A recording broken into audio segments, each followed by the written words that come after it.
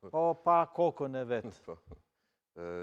Luan, Shqipëria, të jemi të sinqert, nuk është se ka çfarë të bëj, po themi në terma madhor në këtë konflikt, nuk ka as fuqinë ushtarake, as ekonomike për të diktuar diçka. Mund të mbaj thjesht një qëndrim politik. Jam dakord pothuajse me analizën e tre të ftuarëve të tjerë, me përjashtim një pike që kemi të bëjmë me një luftë, me një konflikt armatosur dhe çfarëdo epiteti ti vendoset, besoj elefanti është në dhomë dhe i pamohueshëm. Kemi të bëjmë me një përplasje ushtarake të shtyrë kryesisht nga Shtetet Bashkuara dhe nga Izraeli. Kemi parë Europën disi të tërhequr, për shembull liderët evropian po thonë që do të marrin pjesë në taktika mbrojtëse, por jo sulmuese. Presidenti francez Macron, vend me fuqi bërthamore, tha që as nuk u njoftova, as nuk mora pjesë gjatë luftës. Por dhe kam dhënë urdhër, tha, që të shtohen kapacitetet bërthamore të Francës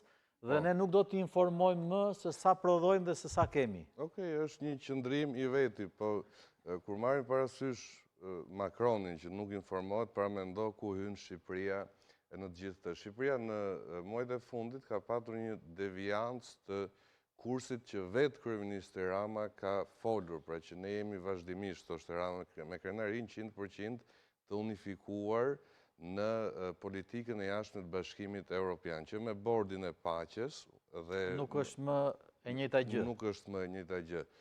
Bordi i paqes ishte vetë një adresim i asaj që foli dhe me Çollari, që ka të bëjë me rënien e forcës sanksionuese të së drejtës ndërkombëtare.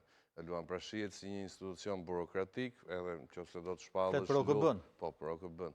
Edhe nëse do të shpallësh luftë që të marrësh një lloj aprovimi nga Në Këshilli fakt, i Sigurimit. OKB-ja nuk është se ka menaxhuar dhe atje ku ka ndërhyrë ose ku ka dhënë okejn për të ndërhyrë, jo vetëm Srebrenica,